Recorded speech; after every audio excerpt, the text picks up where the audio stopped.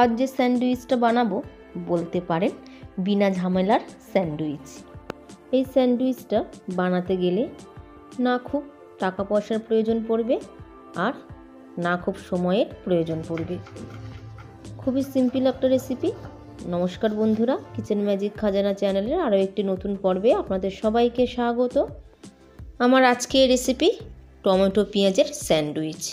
বিনা মশলায় ঘরোয়া দুটো সবজিতেই তৈরি হয়ে যাবে। হালকা চটপটা স্বাদে, খেতে ভীষণই মজার হয়। তাহলে আসুন ঝটপট রেসিপিটা দেখে নেওয়া যাক। মোট দুটো স্যান্ডউইচ বানাবো, তো সেই কারণে এখানে 4টে স্যান্ডউইচ ব্রেড নিয়ে নিয়েছি। সবার প্রথমে 4টে ব্রেডের উপরে আমি বাটার মাখিয়ে নেব। আপনারা যারা বাটার খান না বা বাটার পছন্দ করেন না, তারা এই স্যান্ডউইচটা কিভাবে বানাবেন সেটা আমি একটু পরে বলে দেব। দুটো ব্রেডের ওপরে বাটার স্প্রেড করা হয়ে গেছে, আর বাকি দুটো ব্রেডও একইভাবে বাটার স্প্রেড করে নেব। 4টে ব্রেডের ওপরেই বাটার মাখিয়ে নেওয়া হয়ে গেছে।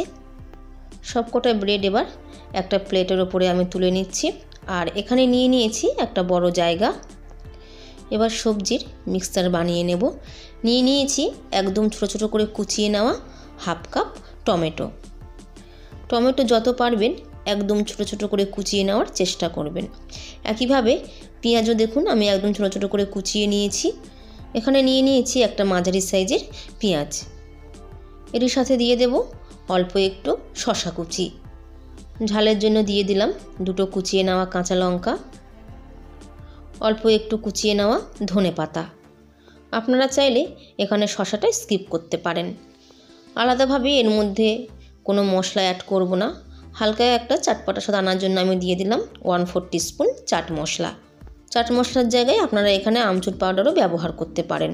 এর সাথে দিয়ে দিচ্ছি স্বাদ অনুযায়ী লবণ আপনারা আপনাদের টেস্ট অনুযায়ী অ্যাড করবেন। কালারের জন্য দিয়ে দিচ্ছি 1/4 টিস্পুন কাশ্মীরি লাল লঙ্কার গুঁড়ো। এটা দিলে ঝাল হবে না, রঙটা ভালো আসবে। এর সাথে দিয়ে দেব একটা মাঝারি সাইজের পাতিলেবুর 4 ভাগের 1 ভাগ রস। এবার এখানে একটা কথা বলি, সবজি যদি একটু বড় বড় করে কুচিয়ে নেন তাহলে কিন্তু স্যান্ডউইচ বানাতে খুব অসুবিধে হবে।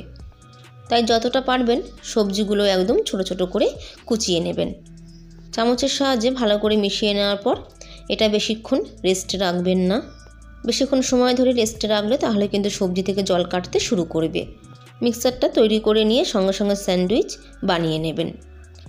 এবার বাটার মাখানো দুটো ব্রেড আমি উল্টে দিয়েছি। একটা ব্রেডের ওপরে আমি দিয়ে দেব মাঝারি সাইজের চামচ মেপে উঁচু উঁচু করে 2 চামচ সবজির মিক্সচার ব্রেডের ওপরে দিয়ে চামচের সাহায্যে এইভাবে ছড়িয়ে দেব। দেখুন ব্রেডের চারদিকে খুব ভালোভাবে ছড়িয়ে দিয়েছি। এবার আর একটা ব্রেড নিয়ে এর উপরে এইভাবে আমি বসিয়ে দেব, আর বাকি স্যান্ডউইচ একইভাবেই বানিয়ে নেব। আর স্যান্ডউইচগুলো বানিয়ে কিন্তু রেখে দেবেন না, বানিয়ে সঙ্গে সঙ্গে তাওয়ার উপরে বসিয়ে দেবেন। হালকা হাতে প্রেস করে ভালো করে চেপে বসিয়ে দেবেন। আর এই সময় কিন্তু গ্যাসের ফ্লেমটা থাকবে হালকা লো টু মিডিয়ামের মধ্যে। একটা স্প্যাচুলার সাহায্যে ব্রেডের উপরে চারদিকটা খুব ভালোভাবে প্রেস করে নেব, যাতে সবজি একটু বসে যায় আর ব্রেড লালচে হয়ে গিয়ে বেশ ক্রিস্পি হয়ে যেন ভাজা হয়।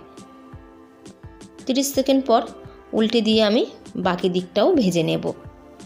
এবার এখানে একটা কথা বলি, যেটা বলছিলাম পরে বলবো। যদি আপনারা বাটার না খান, ব্রেডের ওপরে সবজির মিক্সচার দিয়ে স্যান্ডউইচের মতন বানিয়ে তাওয়ার উপরে একটু সাদা তেলে ব্রাশ করে দেবেন একদম সামান্য পরিমাণে।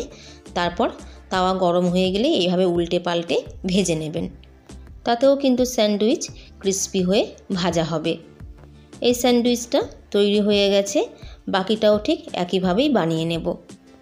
একটা একটা করে স্যান্ডউইচ ভেজে নেবেন আর একটা একটা করে এইভাবে বানিয়ে নেবেন। আগে থাকতে সবকটা একবারে বানিয়ে রাখলে তাহলে কিন্তু ব্রেড ভিজে যাবে, কারণ সবজির মধ্যে ময়েশ্চার আছে। আর আপনারা চাইলে 2 কি 3টে একসঙ্গেও কিন্তু ভেজে নিতে পারেন। একইভাবে এই স্যান্ডউইচটাও হালকা হাতে এইভাবে প্রেস করে ভেজে নেব। উল্টে পাল্টে এক একটা স্যান্ডউইচ ভাজতে আমার 1 থেকে 1.5 মিনিটের মতন সময় লেগেছে। টিফিন বক্সে ভরার জন্য দুটো স্যান্ডউইচ একদম তৈরি। খুবই কম খরচায় কত সহজভাবে স্যান্ডউইচ তৈরি হয়ে গেল। ভীষণই ভালো খেতে হয়। তাই অনুরোধ রইল রেসিপিটা বাড়িতে অবশ্যই ট্রাই করবেন আর কমেন্ট বক্সে জানাতে ভুলবেন না কেমন হয়েছে। যদি আমার রান্নার রেসিপি আপনাদের ভালো লাগে তাহলে ভিডিওটিতে একটি লাইক দেওয়ার অনুরোধ রইল। আর চ্যানেলে যদি নতুন বন্ধু হয়ে থাকেন চ্যানেলটি সাবস্ক্রাইব করে নেওয়ার অনুরোধ রইল। তার সাথে পাশে থাকা বেল আইকনটা অবশ্যই প্রেস করে দেবেন, যাতে আমি যখনই কোনো নতুন রেসিপি আপনাদের সাথে শেয়ার করি নোটিফিকেশান আপনাদের কাছে পৌঁছে যায়।